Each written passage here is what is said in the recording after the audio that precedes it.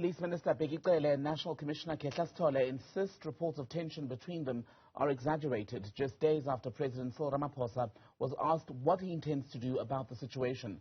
They appeared side by side at the release of the latest crime statistics on Friday.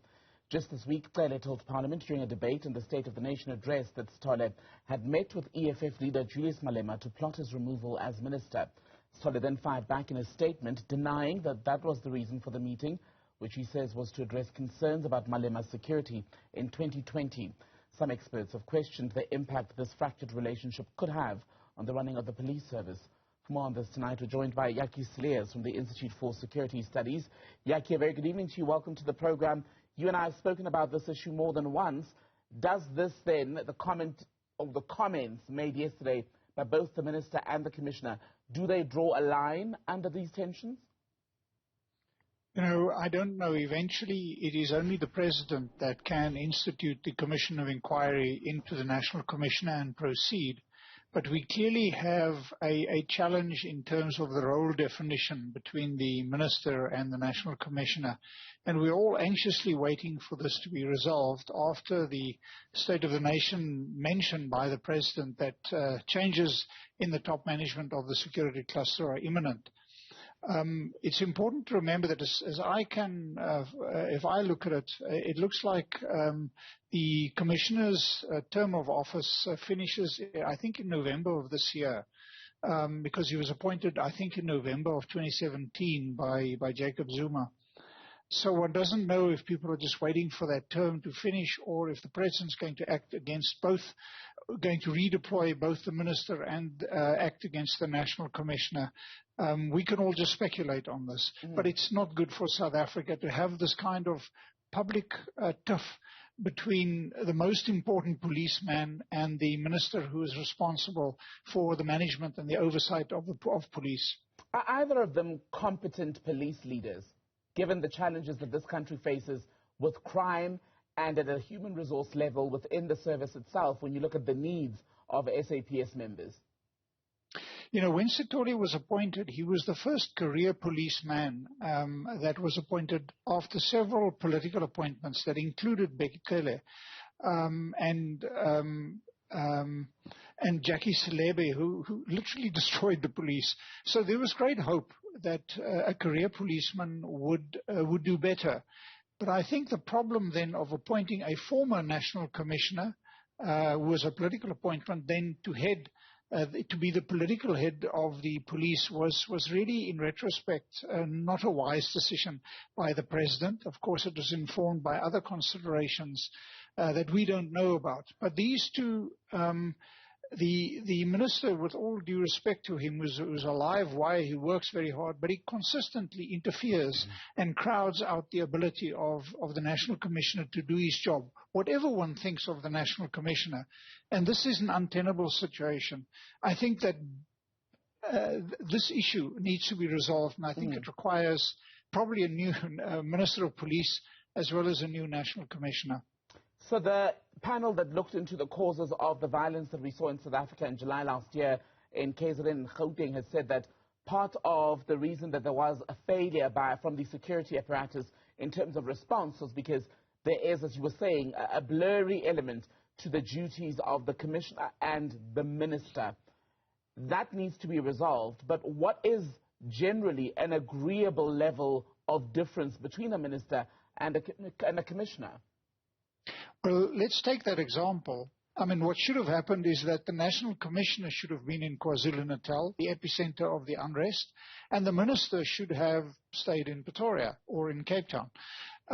But you had the quite reversal of the role. You had the Minister rushing around and literally assuming the operational command of SAPS. That should not be happening. And, of course, the National Commissioner just wants to be where the Minister isn't. And we've had complaints on both sides that the other one is not doing the job. But I think what is evident is that the President seems to be struggling to find solid ground upon which to suspend the National Commissioner. And as I've said, one doesn't know if this can is just going to be kicked down the road till November. And why has the President, do you think, battled to do that? Because aside from the fractured relationship with the police minister, Cele-Sitole, the commissioner, has also had issues to do with the grabber scandal, which we know that there's been an official a piece of writing, a finding to the office of the president saying institute an investigation and perhaps even suspend the commissioner. I remember a point last year when the commissioner, in fact, had to write to the president saying why he should not be suspended. Yes, and we, of course, are not party to that communication that is happening.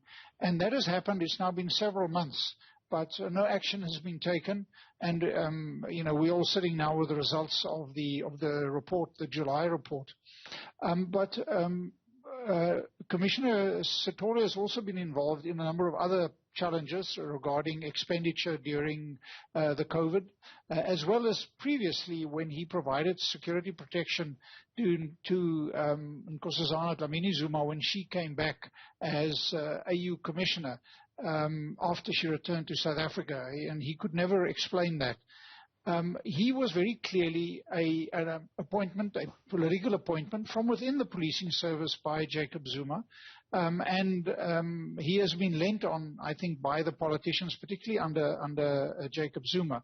And then after that, you've got this blurring of roles between him and the Minister of Police. And as I've said, I think that what we're all looking for is probably that there be movement in both instances. And for the president, that's a very difficult situation, given the situation in KwaZulu-Natal, and we all know the importance of balancing cabinet between ethnic and other considerations. And there was still, just on that point, the questions that were raised for the president when he fired, essentially, the Minister of Defense, who's now the Speaker of the National Assembly, and then redeployed the Intelligence Minister, Ayanda Hlolo, to a different portfolio altogether, yet Bheki Cele remained in post. And if he says there are changes on the way, if he doesn't remove Cele, what does that mean for stability and proper good management of the police service in this country? Well, the Minister of Defense was, in a sense, promoted out of her position. And I think he's trying to find a similar solution to the current Minister of Police. And maybe that's one of the reasons why this is taking so long, because he has to find an elegant way of not creating further disturbances in a period when the ANC, the internal faction fighting within the ANC, is heading for the December 2022 elections. And the main function or the main job of President Ramaphosa has been to try and keep the ANC together, in part so that he can get a second term and continue with his reforms. And the last thing he wants is a further fractioning of a situation which already has spilled into the public with violence, assassinations, and all kinds of events, particularly in KwaZulu-Natal, which is the most volatile province. So he has to balance the security situation in KZN very, very carefully, given the fact that the Minister of Health has already been suspended, who was his other ally in KwaZulu-Natal.